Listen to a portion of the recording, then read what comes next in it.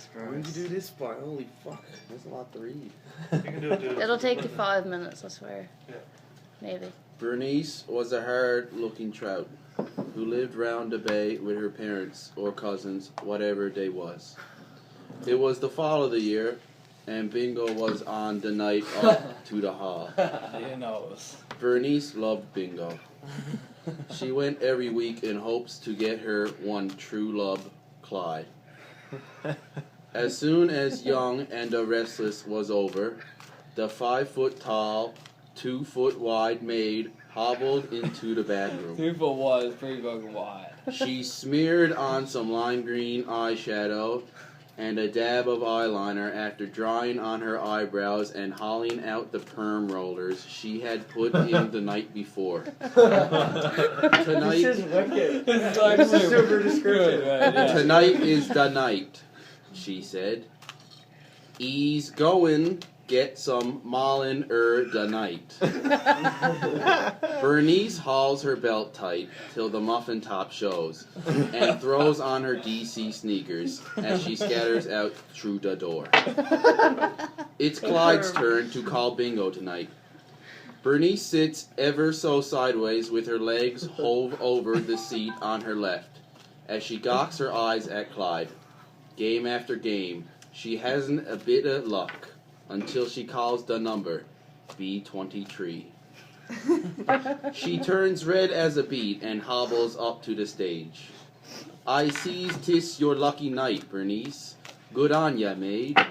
Clyde said she's ever so rough as he swirls a fisherman's friend what is it? Lozenge around his bumpy old tongue. Lozenge.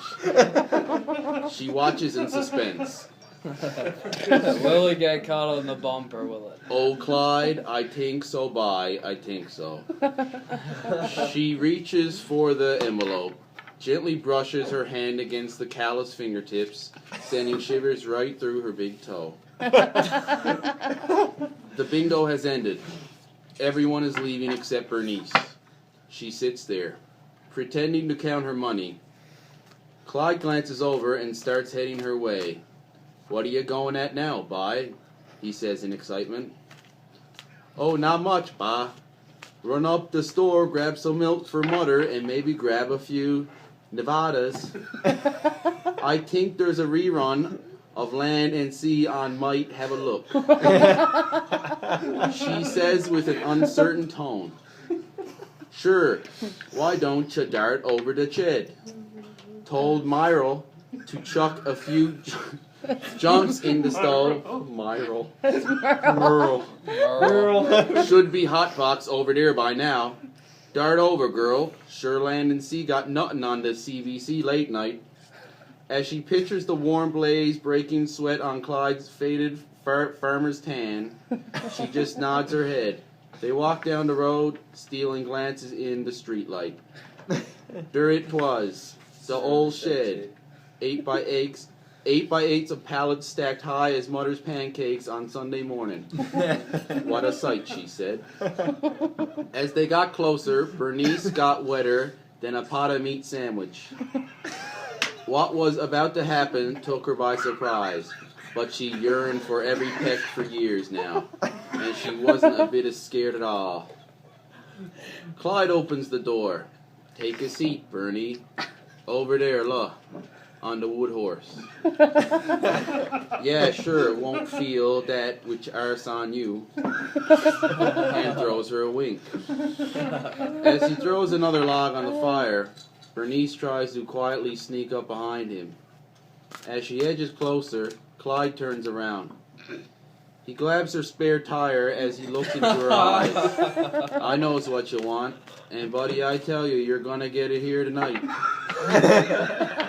It was then he pushed her across the beer-soaked floor and up against the wall of Island Girls, where he asked her, you sure you wants this, Bernice? You don't need to do this. I like you anyway. No, Clyde.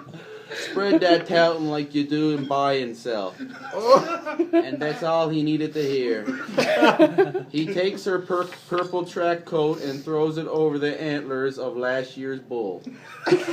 Piece by piece, he strips her down, right to her dory sails underneath. He reaches for a tarp over the freshly cut splits and throws it on the bench. Realizing he couldn't place her up there himself, he says, "For the love of God, get up there so I can plow you like the salt truck in December." Bernice nods and jumps up. He flicks his Ultramar ball cap on the stove and climbs aboard for a poke or two. Midway through, Bernice hollers with pleasure, "Oh, Jesus, Clyde. I'm turned on like a chainsaw bite. Me ass is hot and everything." Clyde looks behind her. "Jesus, gentle, Jesus. Get down, Bernice. The fucking shed's on fire." Clyde takes every bit of beer he got and throws it on the fire. He puts it out.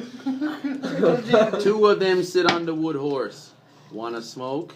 he says as he hauls out a fresh pack of rollies he stole from his father earlier that night.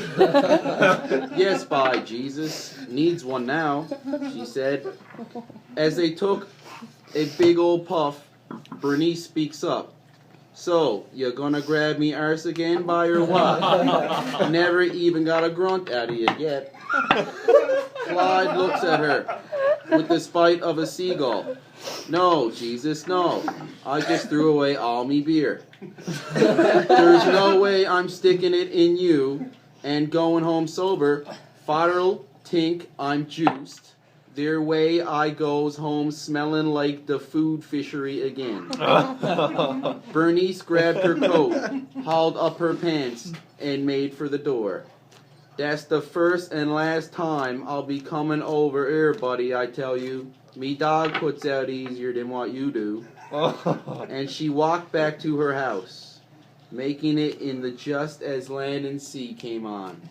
She threw on her house coat and pulled up her slippers. A night old B will remember forever.